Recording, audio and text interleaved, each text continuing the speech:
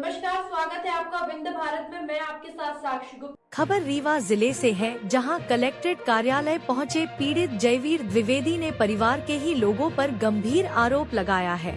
पीड़ित ने बताया कि उसके पिता पढ़े लिखे नहीं थे, जिनसे धोखे से गांव के ही शारदा प्रसाद द्विवेदी और उनके बड़े भाई रघुवीर द्विवेदी ने क्रेडिट कार्ड बनवाने के बहाने रीवा ले गए और कुछ दस्तावेजों में दस्तखत कराकर अपने नाम करा लिया।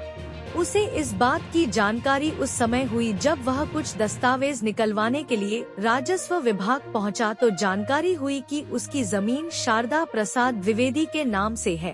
हद तो तब हो गई जब पीड़ित जयवीर द्विवेदी धान की फसल काटने के बाद गेहूं की फसल लगाया तो रात्रि में खड़ी फसल पर रात्रि में रोटावेटर चलवा दिया। पीड़ित ने घटना की जानकारी पुलिस को दी, लेकिन पुलिस ने भी कोई मदद नहीं की। हार कर कलेक्टर पुलिस अधीक्षक से शिकायत किया, लेकिन उसे न्याय नहीं मिला। पीड़ित ने बताया कि उन्हें शंका है कि इन्हीं लोगों ने उसकी जमीन पर लगी फसल पर रोटावेटर चलवा दिया है। आइए सुनते हैं पीड़ित ने पूरे मामले को लेकर क्या जानकारी दी है। खेत में आपके मशीन चलवा दिया गया है, क्या कुछ मामला है, किसने चलवाया, क्या उसमें क्या है कि मेरे बड़े भाई और शारदा प्रसाद द्विवेदी ने मिल करके और उन्होंने पिताजी को ले आए रीवा और बोले कि हमको क्रेडिट कार्ड के पैसे निकलवाना है। उसी के तार में हमारे पिताजी पढ़े लिखे नहीं थे। जहाँ जहाँ रघुवीर द्विवेदी उनके बड़े बेटे ने जहाँ जहाँ बोले कि दस्तखत कर दो, उन्होंने दस्तखत कर दिए हैं। फिर इसके बाद में 2 साल तक कोई पता नहीं चला। फिर मेरे को ज़रूरत पड़ी कि कुछ कागज़ वगैरह खसरा के, तो मैंने खसरा निकलवाया, तो उसमें शारदा प्रसाद द्विवेदी का नाम निकला। फिर उसको हमने नकल निकलवा करके और हमने उसमें मुकदमा दायर कर दिया, केस दायर कर दिया न्यायालय कोर्ट में। फिर इसके बाद में जब धान की फसल बोई गई, उसमें शारदा प्रसाद ने कुछ नहीं किया, है ना। फिर इसके बाद में अब जब गेहूं की फसल आई, गेहूं की फसल बोने में उन्होंने एक बार पहले ही ट्रैक्टर चलवाए थे, जुताई किए थे। फिर इसके बाद में कुछ नहीं किए। फिर उसको हमने, मेरा छोटा भाई केदार द्विवेदी ने उसको जुतवाया, बुवाया, खाद पानी डाला, बाबू सिंह के यहाँ से पानी भी लिया। फिर इन्होंने मैं एक बार सरपंच के घर गया भी था कि इसमें आप हस्तक्षेप मत करिए, आप गांव के प्रधान हैं।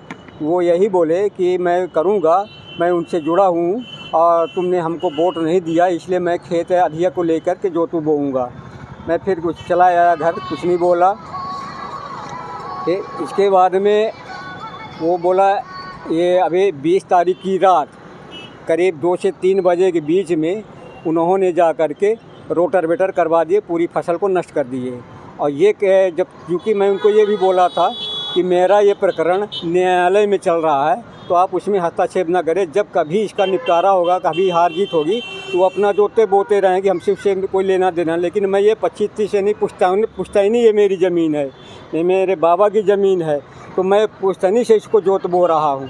यही प्रकरण है। तो मेरी सारी फसल नष्ट हो गई। फिर मैं गोविंदगढ़ थाना में गया, आवेदन दिया, आज तक वहाँ कोई कार्रवाई नहीं की। फिर उसके ठीक 5-6 दिन बाद मैं एसपी साहब के या डीएसपी साहब के पास में गया, वहाँ भी लिखित में आवेदन दिया गया, आज तक कोई कार्रवाई नहीं की गई। ये इस तरह का प्रशासन का लेखा जोखा है। कहाँ का है मामला? ग्राम पंचायत तमरा, थाना गोविंदगढ़, तहसील हुजूर, जिला रीवा का है ये मामला। किसके द्वारा ये फसल आपकी नष्ट कर दी गई है? ये शारदा प्रसाद द्विवेदी और वर्तमान सरपंच पंकज सिंह और राजेश सिंह, ये दोनों पूर्व सरपंच राजेश सिंह है, इनके द्वारा।